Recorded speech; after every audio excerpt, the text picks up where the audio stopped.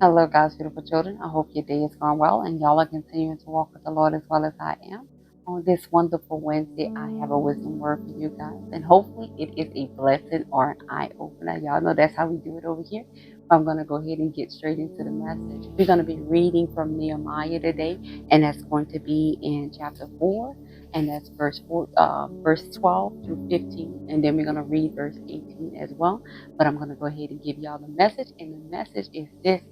God is telling us in this day and time, right now, no matter where you're going, what's going on in your life, no matter how comfortable it may be right now, you may be in your promised land. He's saying, do not take off your armor or put your weapons down. Do not take off your armor or put your weapons down. These are the times the enemy will come back, and he doubles back, right? When we least expect it. I want y'all to hear this. We're going to go ahead and read Nehemiah chapter 4, verse 12 starting. It says, So it was when the Jews who dwelt near them came, they told us 10 times, from whatever place you turn, they will be upon us. Therefore I positioned men behind the lower parts of the wall at the opening, and I set the people according to their families. I hope y'all hear that. He set them according to their families, where their families were, with their swords and their spears and their bows. And I looked and arose and said to the nobles, to the leaders, and to the rest of the people, do not be afraid of them. Remember the Lord, great and awesome, and fight for your brethren, your sons, your daughters, and your wives, and your house. Verse 15, and it happened when our enemies heard that it was known to us, and that God had brought their plot to nothing, that all of us returned to the wall, everyone to his work. Verse 18, every one of the builders had his sword girded at his side as he built. I hope y'all heard what I just said. So I'm going to skim back through that a little bit. Remember, he put them by their families, because this is what happens when it's our families that we're fighting for. We fight harder. We will fight to the death.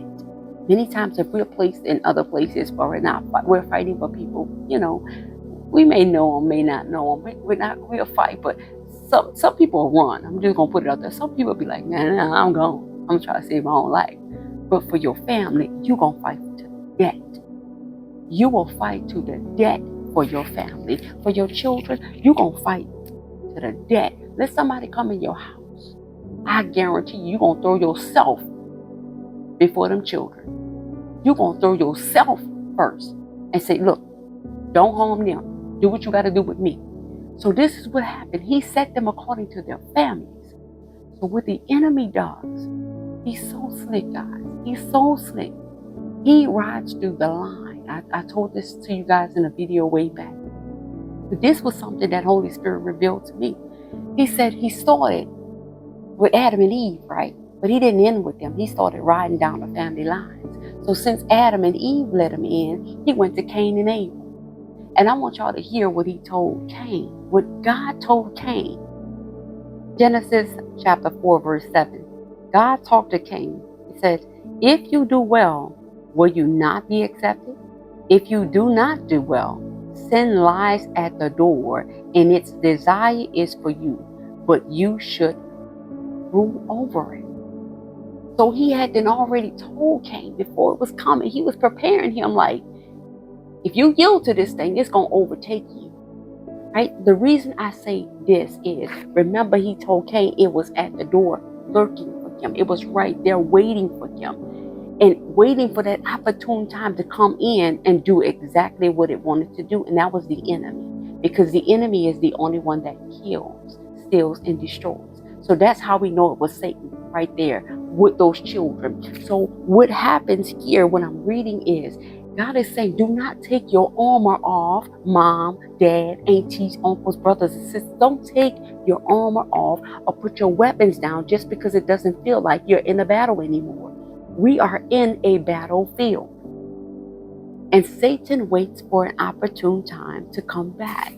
He will test you in one season, and then he will send his little minions around to watch you. They're called monitoring spirits. I'm sorry. They're called monitoring spirits. They will monitor you. They will monitor your family. They will monitor your children. So if you're not covering your children with the blood, praying over them, if you're not praying constantly without ceasing, what that looks like is even when we're getting up in the middle of the night, we're praying. Lord, cover us. Because remember, the enemy sows tares also when we sleep. So don't think your prayer time stops just because you said a little prayer when you went to sleep. Oh, he comes back. I can testify to that. He comes back. And he will mess with you in your sleep. He will do some stuff to you I can't say on this video in your sleep. And if you're not prepared, you don't know how to cast those demons out. You don't know how to stop that war that's going on. All right, so God's saying, pray at all times. Keep my word in you. That is that weapon you carry around, is the word. And our prayer, we have to pray covering our family all the time. So God is saying, do not leave your gate open. So it tells us here in hold on. He tells them here in Nahum 3. He tells them the gates of their land are wide open for the enemy. And how do we leave our gate wide open for the enemy? Just like I said, we start pulling our armor off because we feel comfortable and nothing's happened. Everything seems peaceful. Nobody's fighting us. Nobody's giving us attitude. Everybody's being peaceful at work, right? But the enemy comes at an opportune time. He said, you left your gate open. And you see how he positioned them and Nehemiah according to where their families were, because he knew they would fight harder. So God is saying right now, fight harder for your family.